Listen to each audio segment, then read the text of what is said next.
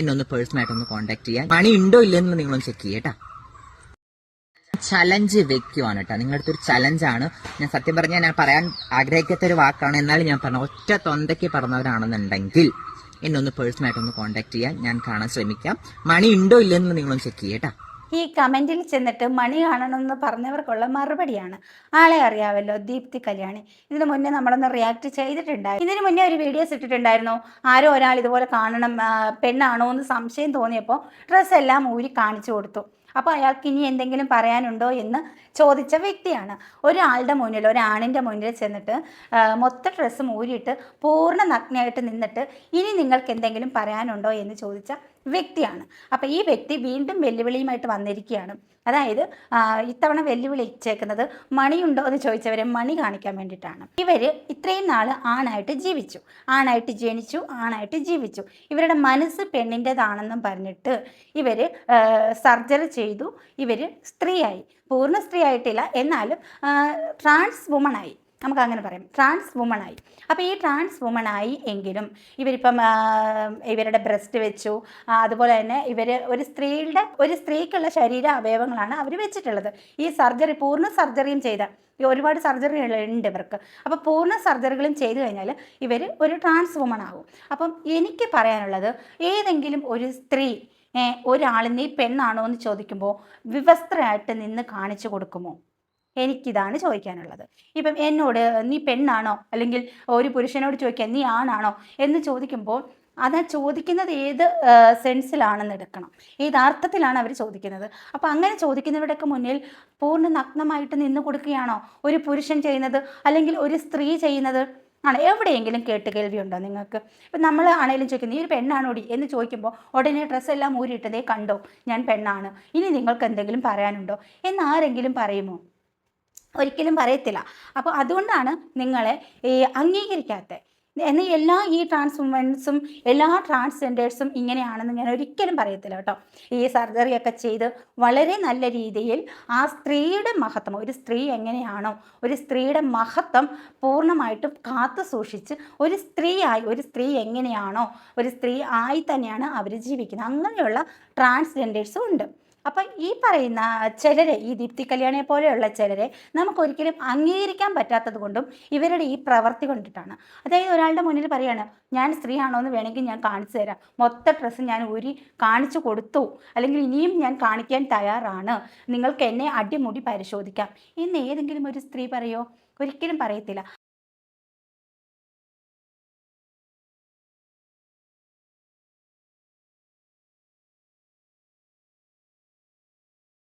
ഈ ഡ്രസ്സ് ഞാൻ ഇങ്ങനെയാണ് ഇടുന്നത്, ശരീരഭാഗം പുറത്ത് കാണിക്കുക, ശരീരഭാഗം കുലുക്കി കാണിക്കുക, ഈ വെച്ച് പിടിപ്പിച്ച അവയവങ്ങൾ കുലുക്കി കാണിക്കുക. അങ്ങനെ എത്രത്തോളം വൾഗറാക്കാം അത്രത്തോളം ഒരു സ്ത്രീ ശരീരത്തെ അപമാനിക്കുന്ന രീതിയിലാണ് ഇവർ പല റീൽസും ചെയ്യുന്നത്.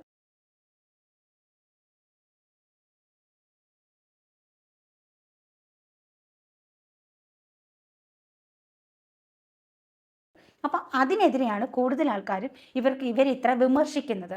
അപ്പം ഈ നമ്മൾ പറയത്തില്ലേ, ഒരു അമ്മയെ തല്ലിയാലും രണ്ട് ഭാഗം എന്ന് പറയത്തില്ലേ എന്ന് പറഞ്ഞ പോലെ ഈ ട്രാൻസ്ജെൻഡേഴ്സിലും രണ്ട് സൈസ് ആൾക്കാരുണ്ട്.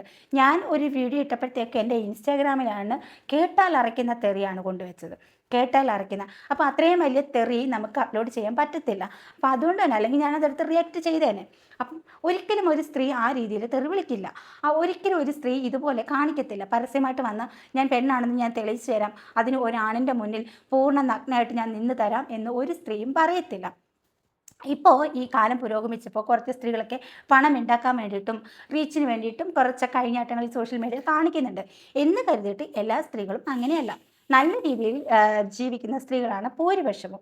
അപ്പോൾ ഒരിക്കലും ഒരാണ് ഒരു സ്ത്രീ ആകണം എന്ന് അതിയായി ആഗ്രഹിച്ച് ഒരുപാട് സർജറികളും ചെയ്ത് കഷ്ടപ്പാടുകളും സഹിച്ച് സ്ത്രീ ആയിട്ട് ഈ സ്ത്രീ ശരീരം ഇങ്ങനെ അപമാനിക്കുന്ന രീതിയിൽ പെരുമാറുകയും കുലുക്കി കാണിക്കുകയും വൃത്തികേടുകൾ കാണിക്കുകയും ഒരിക്കലും ചെയ്യത്തില്ല. അപ്പോൾ അതുകൊണ്ടാണ് ഇത്രയധികം ആൾക്കാർ നിങ്ങളെ അംഗീകരിക്കാത്തത്. എന്തുകൊണ്ട് ഞങ്ങളെ അംഗീകരിക്കുന്നില്ല, ഞങ്ങളെ എന്തുകൊണ്ട് ജീവിക്കാൻ സമ്മതിക്കുന്നില്ല എന്നൊക്കെ നിങ്ങൾ ചോദിക്കുന്നുണ്ട്. എന്താണ് സീമ വിനീതിനെതിരെ അധികം വിമർശനം ചെല്ലാത്തത്? രഞ്ജുരഞ്ജിമാർക്ക് എന്തുകൊണ്ട് വിമർശനം ചെല്ലുന്നില്ല, സൂര്യേഷാൻ എന്തുകൊണ്ട് വിമർശനം ചെല്ലുന്നില്ല.